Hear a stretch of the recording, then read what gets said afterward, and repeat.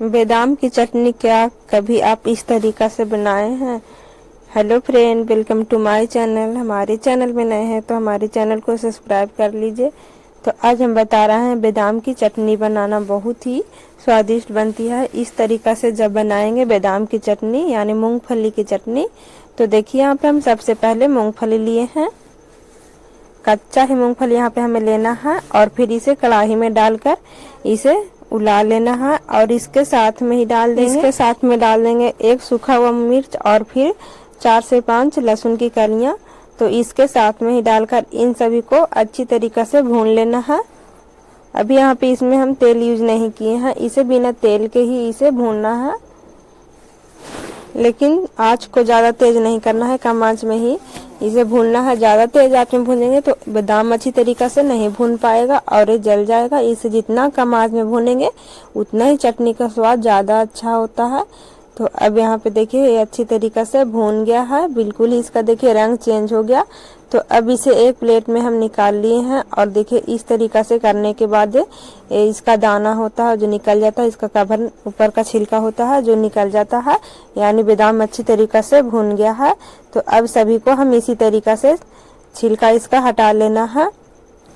इसे हल्का हल्का इसी तरीका से करने के बाद बहुत ही अच्छी तरीके से इसका छिलका निकल जाता है। तो मिर्च और लहसुन को यहाँ पे चुनकर अलग कर लिए हैं। इसके बाद देखिए बादाम का सभी को छिलका निकाल लिए हैं। अब इसे मिक्सर जार की कटोरी में डाल देते हैं और साथ में लहसुन मिर्च इसी में डाल देते हैं और फिर पानी डालकर इसे पीस लेते हैं।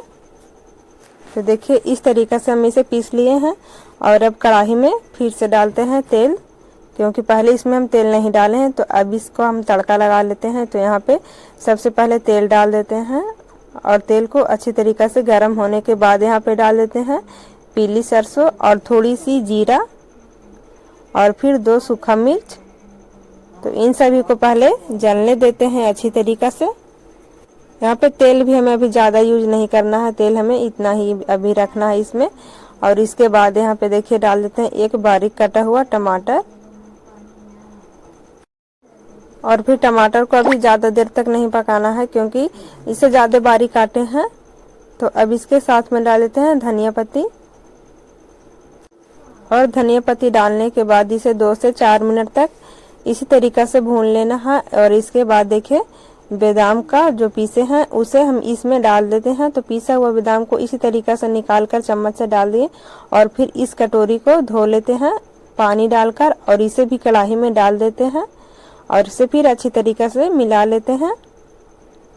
तो आप कभी इस तरीका से बादाम की चटनी बनाए हैं या नहीं, आप कमेंट में इसका जवाब दे सकते हैं। यहाँ पे फिर अब हम स्वाद अनुसार डाल देते हैं इसमें नमक, क्योंकि नमक हम पहले इसमें नहीं डाले हैं। तो अब यहाँ पे हम स्वाद अनुसार इसमें नमक मिला दिए हैं। तो देखिए चटनी हमारा बनकर तैयार हो गया है। अगर आप चटनी में और पानी डालना चाहते हैं तो उसी समय और पानी इसमें डाल सकते हैं। तो इस तरीका से बनाने के बाद इसे हम निकाल लिए और फिर इसमें 1 चम्मच तेल के बराबर से फिर से इसे में तड़का लगा दिए हैं।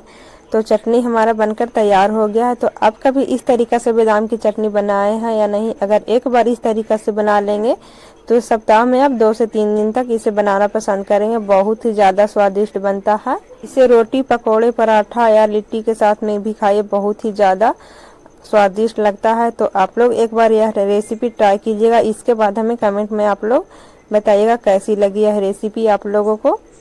रेसिपी पसंद आई तो वीडियो को लाइक शेयर करें।